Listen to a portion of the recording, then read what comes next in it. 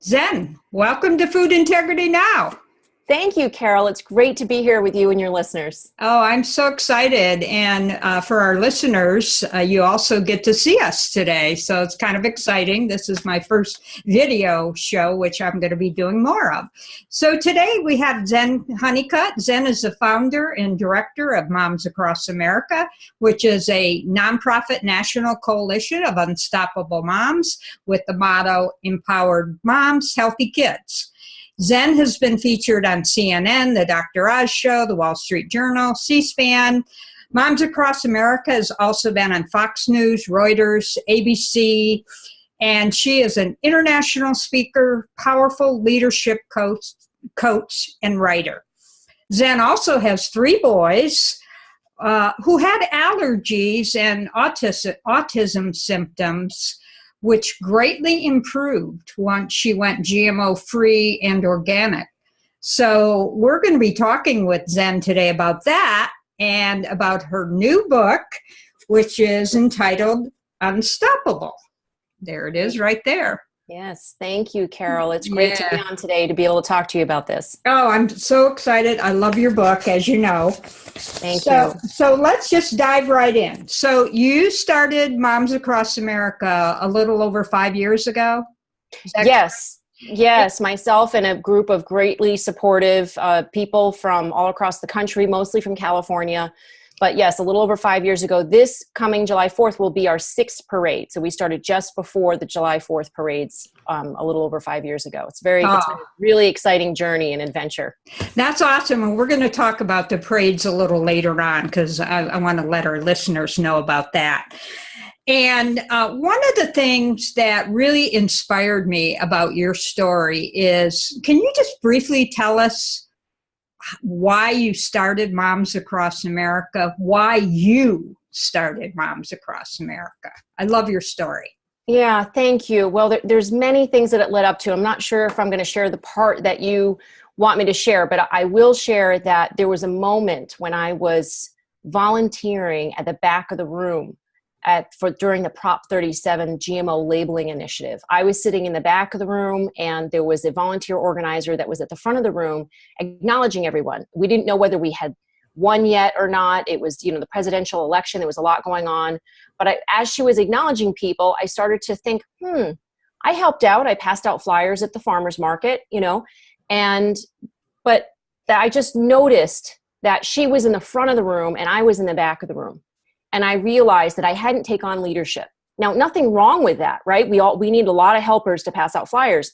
But I just realized that my actions would have been different had I taken on leadership, right? Like what I would have been thinking about, what I would have been acknowledging that I had done would have been different had I said, I will be the leader for my town or I'll be the leader for my county, right? You step up, you take different actions.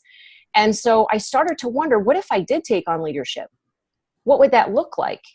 And what I remembered was this moment with this coach that I had. I've done this program called Landmark, and there was this great coach named Carlos who at one point said to me, Zen, I request you take the lid off your leadership. Like take your lid off. You have a lid on. I was like, what are you talking about? I do PTA and Boy Scouts and volunteer at school. And, I do leadership stuff at Landmark and all that. What do you mean? There's only so much I can do. And he said, that's it. That's your lid. There's only so much I can do. And I was like, oh, I got it. And I could see that if I didn't have that lid, there's only so much I can do and limited my actions. I mean, who knows? I could run for president or whatever. Not that I want to, but you know what I mean? There's much more that I could do, right? Yes. That if I wasn't limiting myself. So from that moment on, I began to wonder, what if I did take on leadership? What actions would be different? What could I take on? And at that moment in the back of the room, I thought, what if I said, I'm the one that's going to transform the food industry? Not being me by myself. Like, I don't have that kind of ego, like I'm going to do this by myself, but I'm not going to wait for someone else to do it. I'm going to take on responsibility that I am going to be a part of transforming this food industry and the health and the future of America and beyond. And so I said, okay, I'm going to take that on. And but it was still very overwhelming. Prop 37, we lost. I was crying in the parking lot, and I just couldn't fathom why people wouldn't want a GMO label on their food. And I was crying, and I was in the car, and my son said, well, Mom, even Star Wars took 6 episodes. I love that. I know, he's so cute. He was like 8 or 9 years old then. And I said, yeah, and they had Yoda. Like, seriously, like maybe my expectations should be checked a little bit, like this one time that we tried for GMO labeling and lost it. Maybe not all is lost. Maybe it's just time for a new episode. And maybe this time I'll take on leadership. So about 2 days later, I was thinking about what I could do. And I asked that question, how could I reach as many people as possible in the shortest amount of time? And instead of a march on Washington, which would involve babies and kids and strollers and moms getting, to a faraway place, I thought, what about 4th of July parades? And that would just mean joining into a local parade with some red, white, and blue. The permits and the porta potty and the police were already set up by somebody else. And just carry a banner with moms and something about GMOs on there, because people trust moms, and a mom's only special interest is the well-being of their children and their families. And people will wonder, why are these moms and these kids marching about GMOs? And then they'll look GMOs up, and it would be mission accomplished. So that's how it started, as far as like why I thought, I should do something about this. I have no former background for running a nonprofit or event planning or anything like that. I just said, you know what, it's time for me to take on personal responsibility for what's going on here, because the food system is a community issue. It's not enough for my child to eat organic and get better and get over his allergies and autism symptoms, as you mentioned. It's a community issue. My children's spouses are out there somewhere, their future spouses, their teachers right now, their classmates, the people driving in the car next to you. We need everybody to be mentally and physically healthy in order for our families to be safe and in order for us to have a safe and healthy future. So it's important that we all consider taking on that this food supply is my food supply. It's your food supply. It's our issue. It's a community issue. Wonderful. Very inspirational and very true. And we're glad that you did this. So thank you. Thank you, Karen. So you created almost 6 years ago then, coming up on the 4th of July, Moms Across America. And why did you write this book now? The book has only been out a few months. And what was there a timing for it, or what was the reason you wrote the book now? Well, it's interesting that you asked that, because I kept thinking there's got to be some sort of triumphant end to it. And I was waiting and waiting for it. And we didn't get GMO labeling. And then, we've had some downfalls with even glyphosate. It's on the Prop 65 list, which is the California EPA carcinogen list called Prop 65. It's on it, but as of right now, manufacturers don't have to label that it's on the packages. So we've had some ups and some downs, and I kept wondering, when is it going to be sort of the end, of this story? And the truth is, there is no end to it in the foreseeable future. But we are creating the wins right now. So there was a moment when, I met a young man at an airport, and he was wearing a shirt about cover crops, and he happened to he was a strategist for some of the largest food companies in the world. And I thought, wow, that's inspiring. And I knew that I needed to get this book out and to address the issue of what's happening with activism and the food supply and health issues right now. And it's urgent. There's 1 out of 2 of our children have a chronic health issue in America today. 1 out of 2 males, 1 out of 3 females are expected to get cancer in America today. Every single family that I've spoken to has a loved one with cancer. This is absolutely unacceptable. So we've also got 1 out of 5 people with mental illness. We've got a huge number, skyrocketing number of sterility and infertility. So, there's no time like the present to say, hey, let's go in a new direction. So it was time to get this book out and turn things around and restore health in America. Great. Well, in the book, you start out sharing your story, which is so great, because I think a lot of moms are really going to be able to relate to your story, because look at the amount of allergies and how many kids are on the autism spectrum. So can you share just a little bit about your family and how that kind of prompted you to take matters into your own hand and do something different. Sure. Well, like millions of moms today, we didn't have food allergies when we were kids, right? Our husbands, and we didn't have food allergies. So when all of a sudden my children started presenting with 21, 22 different food intolerances and outright life-threatening food allergies, I was very confused and frustrated. I did not know what was going on. You know, I had taken my kids to the doctors and had all of their regular checkups, and I was feeding them what I thought to be healthy food. You know, I was not a soda chips type of mom. You know, it was what I thought was pretty healthy food. And then, you know, these allergies started getting worse and worse. And one night on Thanksgiving evening, I almost lost my son. His eyes were rolling back in his head. He had a nut allergy a reaction to pecans in the stuffing. And for many years, I thought that we just had to avoid nuts. You know, I did the best I could. I was resigned and doubtful. But then one day he said, "Mom, I wish all my allergies would go away." He was very forlorn. He had a red rash around his mouth that was coming and going for 7 months. And I said, "Me too, buddy." But in my head, I was thinking that's never going to happen. You know, the doctor had told us these nut allergies just get worse, and they get more and more life-threatening and could be fatal. And so in my head, I just thought that's just not going to happen. But then I realized what I was saying in my head, that it was not empowering, that it was, you know, seeing the situation and my son and myself as small, you know, as people who couldn't do anything about it. And I didn't like that. So I said, you know, we're going to do something about this. And I asked him if he would be my partner in his health. And he said, yes. And I said, then I promise you'll get better. And he did. Within a few months, his allergies were dramatically better after going GMO free. And after about a year or so of going organic, his allergies went from a 19 down to a 0.2. Wow. And he no longer has life-threatening allergies. And we did other things too. We took care of the gut. We put in probiotics and sauerkraut and, you know, green drinks and smoothies and you know, didn't eat much sugar, you know, other things as well. But the primary factor, I believe, in his health improving and my son's autism symptoms as well was going organic. Wonderful. So in the book, you say that when we know better, we do better.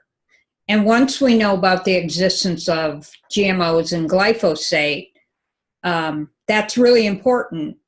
And how can we do better? Oh, that's a good question. We struggle with this, right? We know how to lose weight, eat right, and exercise, but it's the actually doing of it that is such a challenge for so many people. And so when we don't know how to do something, we often get stuck and just don't take any action at all. We just keep doing what we're used to, and that's fine, but you're going to get the same results, right?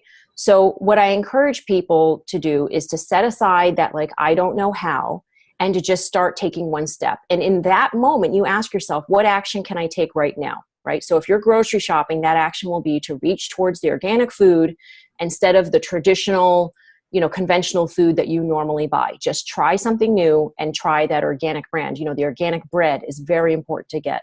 The organic oatmeal is crucial because those have the highest levels of glyphosate on them.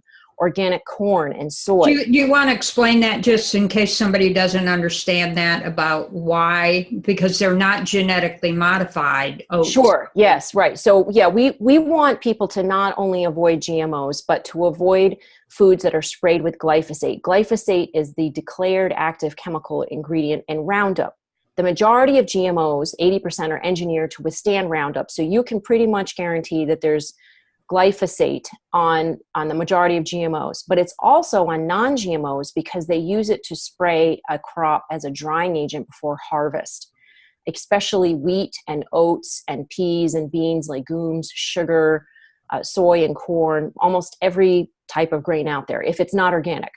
So if you're eating organic, you are avoiding high levels of these residues. There may be a small amount of contamination from drift, but when you eat organic, you're doing the best job you can for yourself and your family. So that's why I say, you know, make that choice of at one at a time of switching over or all at once, whatever your personality's like, to buying those brands that are organic versus the conventional foods.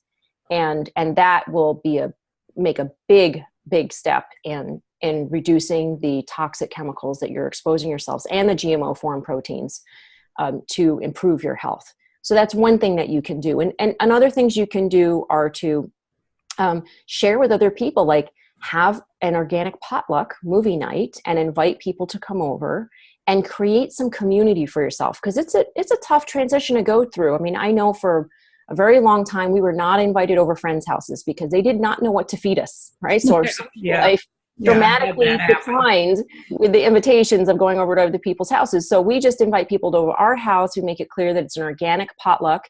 And if they don't know what to cook that's organic, if that's a new thing for them, just encourage them to bring organic juice or fruit or cheese, something that's easy. And that helps you create some community around this food issue so that you can all feel comfortable and all eat the food and talk about it. Maybe watch a movie like GMO OMG or Modified, or Secret Ingredients will be out soon, or Genetic Roulette. There's a lot of different food movies out there that you can watch. So there's a lot of things that you can do, but budgeting ahead of time meal planning and budgeting ahead of time is a major factor in switching to organic. And you will find that if you do meal plan and budget, and you stick to that meal plan, you can eat organic for less than the standard American diet.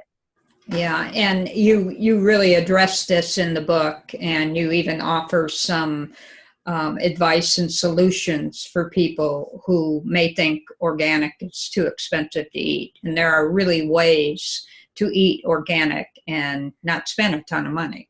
Yes, there absolutely are. Just one quick example is that a small bag of chips and a Coke cost more than a whole bowl of rice and beans. And you're definitely getting far more nutrition out of a bowl of rice and beans than you would a can of Coke and soda. So there's a lot of examples in the book, and there's ways and tips and techniques on how to go about that. I'm very happy to have the support of other authors and health coaches. And we bring in the community, doctors and scientists and lawyers and farmers. There's a whole section of community input in there. So I'm very excited to be able to share that and to have the input of all of these other people as well. Yeah, that's wonderful.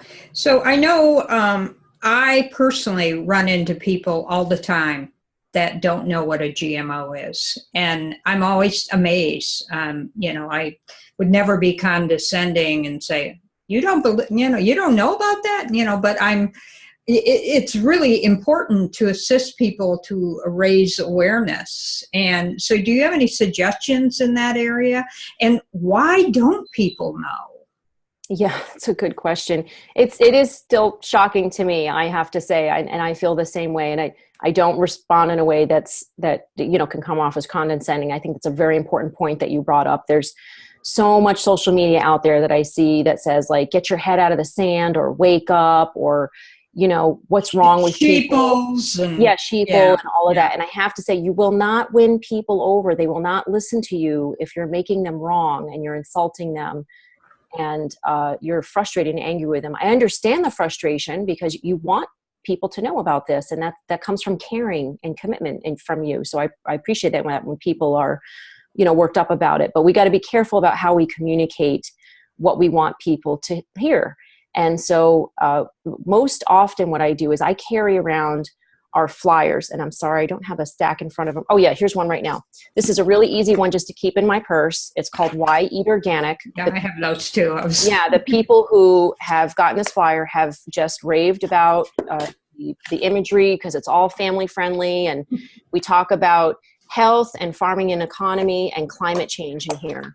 And is organic food worth it? And yes, and why?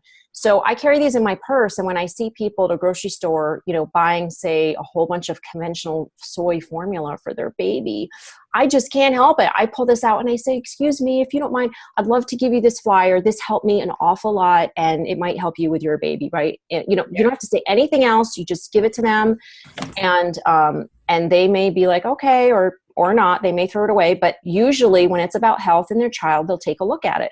Yeah. So that's one way that you can raise awareness with people. But I always try to bring it in when somebody else brings up a health issue. I just get, oh, have you heard about GMOs? And if they say, yeah, a little bit, or not really, and can I explain it to you a little bit, or just this is what I've learned, recently. Yeah. So you just sort of talk about it gently and calmly. And when they have any sort of confrontation or opposition, like, oh yeah, but organic's too expensive, or I don't have time for that, right? Those are the two most common things, time and money. Then I use, and I talk about this in detail in my book, it's actually a sales method, but when you use it this way, it's very appropriate. It's called feel, felt, found. So you say, oh, I know how you feel. You know, when I first started to look at the price of organic bread, it's like twice as much, right, as conventional bread. And it really freaked me out. But you know what I found? I found when I buy organic bread, I find when I don't buy soda, or if I, cut out the, say the candy or something like that, I can easily afford organic bread. And my kids love it. And I don't feel crabby afterwards. My stomach doesn't hurt. My kids' stomach, they don't get bloated. I don't get rashes. So to me, it feels worth it, right? You give one, I know how you feel. I found that I felt the same way, and here's what I found. And you give one or two examples, and then that's it. And then you let them ask questions about, well, where do you get the organic bread, or what brand do you buy? Or you let them ask questions, and then they'll be more receptive to what you have to say. I totally agree. And I think, correct me if I'm wrong, but I think you and I share a very similar philosophy that, when you're trying to get across a message, I don't care what platform you're on, you've got to come from a place of, for me, it's coming from the heart and coming from love rather than judgment. Exactly. Because nobody likes to feel judged. And that energy is a negative energy, and it's not going to solve anything. So what you just said, I think, really speaks to that. And honoring people where they are, but then inviting them to take a different look at something in a way that is respectful and that they feel good about too. Yeah. And I know how you feel. I felt the same way, so you're sharing something personal, right? Mm-hmm. You're connecting with their you're acknowledging their feelings too, right? Yeah. And here's what I found is a personal place. It's not, yeah, but this scientific study says, or yeah, but this, just when you say but, when somebody says this is one way and then you say, yeah, but, it negates what they're saying. Yes. It doesn't occur to them that you've heard them. Yes. So when you say, and this is what I found, it's accepting what they see, and here's what I found. And so it's a great way to connect with people, and you'll be very surprised by the results. People really will want to talk to you about it, and they'll ask you more questions. Yeah. One of the things I find too, and I think you address this in the book as well, is that it can be a little daunting sometimes when you know about GMOs and glyphosate, and there are a lot of people, I think, out there that have almost a feeling of giving up. Like, well, they're controlling the food supply. What can I do?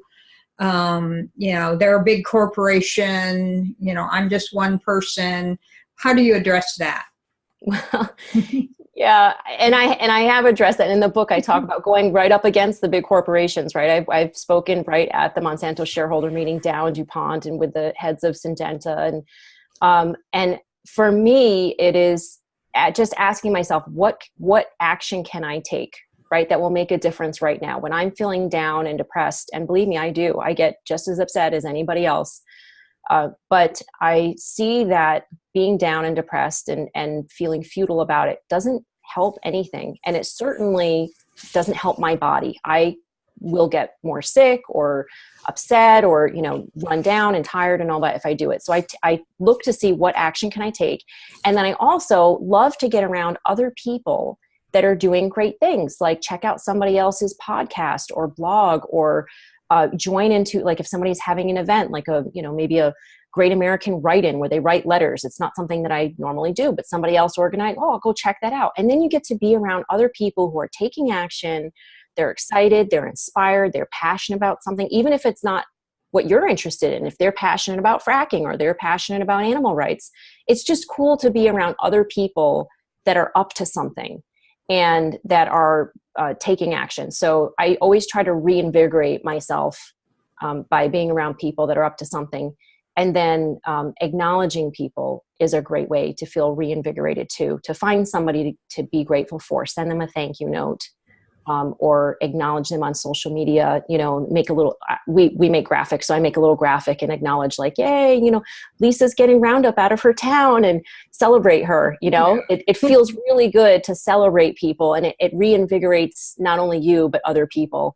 So those are some of the things that I recognize. I like to suggest people do: acknowledge other people, be around people who are up to something, and just keep going, be unstoppable. And sometimes the bigger the thing, the better. Like sometimes we think, oh, I've got to do something small and just sort of lay low for a while. And that's okay to lay low for a while, but sometimes it's a bigger thing can get you even more excited.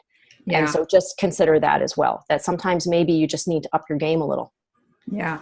Yeah. And I'm sure you've had moments that you've felt like, I can't do this. Yeah. And yes. You've gotten through them. And yes. You may have a few more. Yes. I'm sure. Well, and the way that I look at it is if you're up to something big, there's going to be big breakdowns, right? Yeah. Yeah.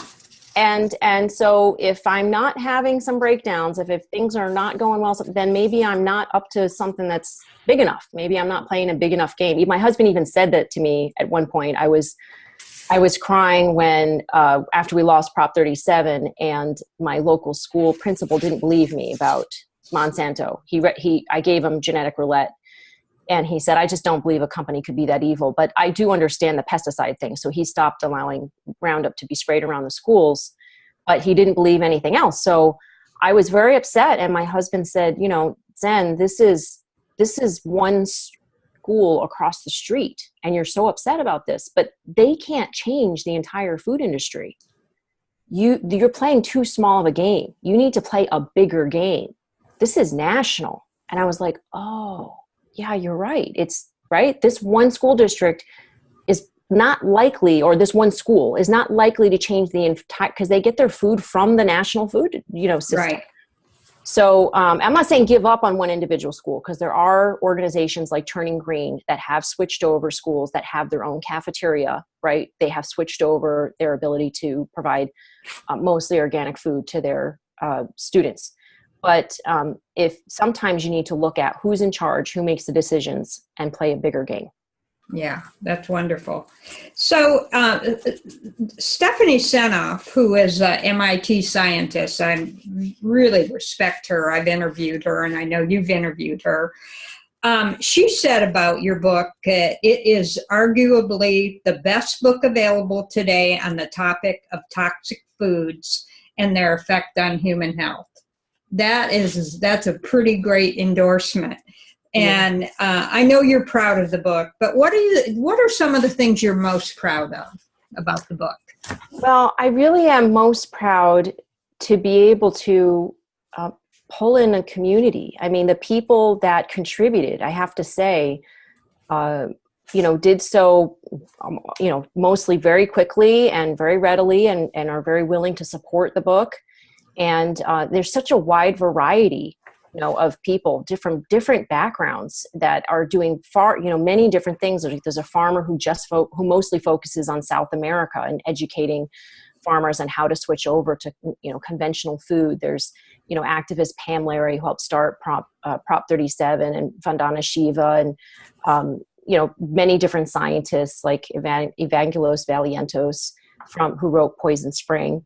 And also our moms who gave their testimonials on how their children got better. So I'm really happy about that. And I'm very happy also that my editor, Debbie, supported in having it arranged in a good way in the book, so that there's storytelling, there's science, and then there's tips and techniques for how to support your family to go organic. And then there's the activism as well. So I'm most proud, I think, that this book is unique from many other books in the sense that it doesn't just give you a history of what's happening, or it's not just personal stories, and it's not just a how-to book. This is a very, I think, heartfelt book. I have a lot of personal stories in here intertwined with the science and other community input, and, tips and techniques on how to do things that you want to accomplish in your family and in your town, to have a safe community. So I'm really proud of that factor, that it brings in activism in a way that is supportive, and I think it's not preachy. I think it's just supportive of what you want to take on in your own unique way. So I'm really happy about this. It's a labor of love. And of course, there's so much more that I think could be in the book, but we couldn't make the books, 800 pages. So it is what it is. And I'll just keep sharing little tidbits and now and then of more things that, I want people to know. Well, I think it is a book that every family needs to have in their home because again, what you've said, it's a very personal, heartfelt story. But also, it's a great reference book too, and it's. I just think I've been thinking that it's just a great gift to give, a new mom or a family that has small children. Anyway, I think it's a fantastic book. So thank you, Carol. I'd like to add, if people want to have a lot of people read it, that donating it to their local libraries would also be a great way to go. We've had one supporter who donated a couple $100, enough to be able to get out books to 20 and 25 different libraries. Different people have donated. So if you have the means to do that, you can give that money to Moms Across America or buy those books, through Moms Across America. And you can go on our website at momsacrossamerica.org, and we have our address there, or you can just contact us and we can take a credit card over the phone and we will send those books out to the libraries. You don't have to give us their addresses or anything. You can just tell us what area and we'll get those books out to those libraries. Wonderful. That's a great resource. And you can also get your book on Amazon, correct? Yes, it's on Amazon now, and the ebook will be up shortly, and the audiobook will take a little bit more time because it takes more time and money to do that. So we hope maybe in a few months from now, we'll have an audiobook as well. Okay, great. Do you have any advice for people who want to do this work? Yes, I guess it's important to research and to get a variety of different sources, to really look at a wide variety, not just, of course, not just industry funded studies, but a wide variety of studies, to read a wide variety of blogs and perspectives, and to really trust yourself and look at, where do I want to start? What's most relatable to me? For instance, if you're an avid churchgoer, maybe you start with your church. Or if you're very involved in the PTA in your school, maybe you start there. Or if you're a real homebody and you don't like getting out in front of with other people, maybe you're a good letter writer and you want to write a lot of letters, to different senators or representatives or to school boards and things like that. You do what's most comfortable for you. And I really urge you to not think, oh, I can't be an advocate or an activist because I'm not an extrovert. That's really unfortunate if people don't do that, because there's many things that you can do online, sort of behind the scenes, or supporting people who are willing to get up and be speakers. We need people to help with data entry and research and making beautiful signs or making letters. There's a lot of things that you can do as being an introvert or an extrovert, or however you think of yourself. It's just important to take that step and do it, but go for what you are most related to. If it's pets, we're Moms Across America, but if you don't have kids, that's fine. You can support us, or you can do things with pets or with, elderly people, or, just human beings, or butterflies and bees. There's many different areas where we need people to take on actions. And we're so happy when people do. Oh, well said. And I spoke at the March Against Monsanto rally a couple years ago in San Diego. And in my speech, I talked about this very subject. And I said, I don't want to talk about what I'm against. I want to talk about what I'm for. And my topic was each one, teach one. So, and everybody can do that. You can learn about something like GMOs or glyphosate. There's, like you said, there's tons of information out there. Do your research and then share it with somebody. And then they're going to share it with somebody. And like you said, you don't have to be, have this real outgoing personality to be an activist. You can just do something that fits into your lifestyle. But we all have that power to affect change. And that's how we do create change. Absolutely. You do what speaks to you. And For me, it was, can I talk about the parades a little bit? Because that's one way to get out. That was my next question. Oh, great. Yeah. Awesome. Well, and this seems like a very extroverted thing to do, and it may be scary to some people who are more introverted, but you do it as a group. So it's something that I'd invite people to consider. It's very easy to do. You just look up your local parade, and that just means, Googling, searching your parade in your county, because you may not have one in your town. Not every town has one. And then you go usually to the city hall and you say, how do I apply to be in the parade? Some people can get into groups, get into parades that day or 2 days before. So it's not too late to do this now. And if you are listening to this after July 4th, there's Labor Day parades, there's Christmas parades, New Year's parades, holiday parades, right? All kinds. And there's also street fairs and festivals.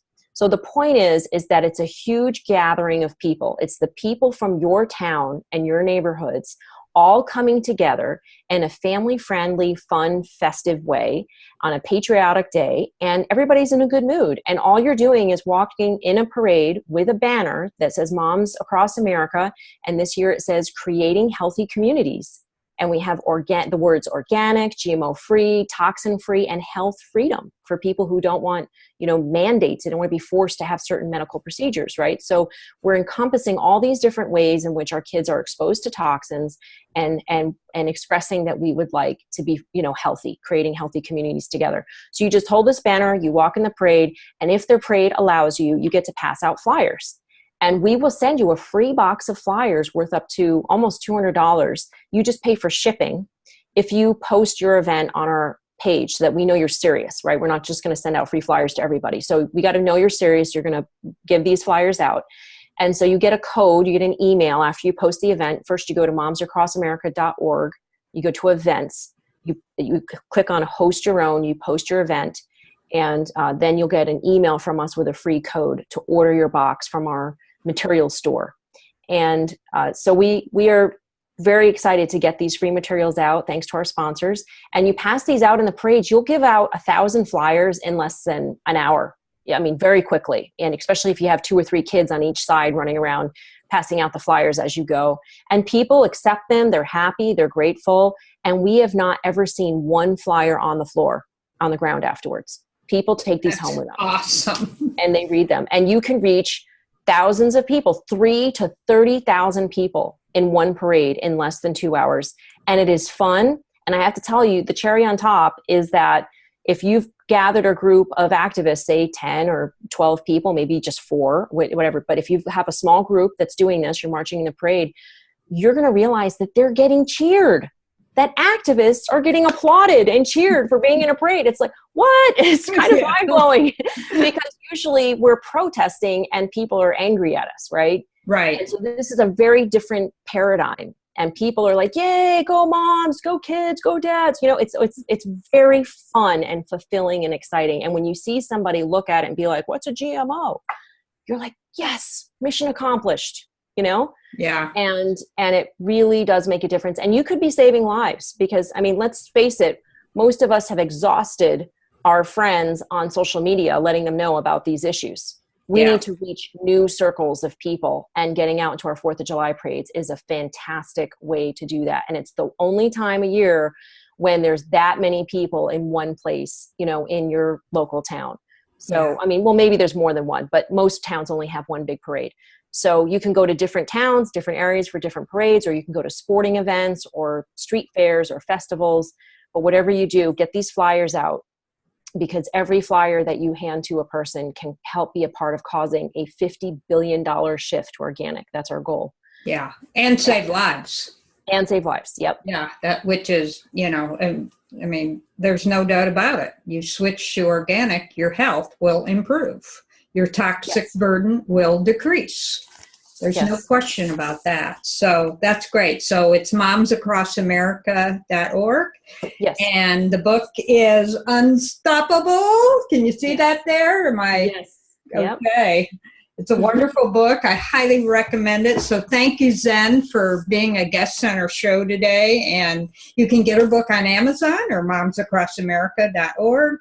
And I'll also put a link to your page on the show page, so make it easy for people to order. Thank you, Carol. And thanks to our listeners. And remember to be well, be active, be powerful, because you are. And we'll be back next week with another great show.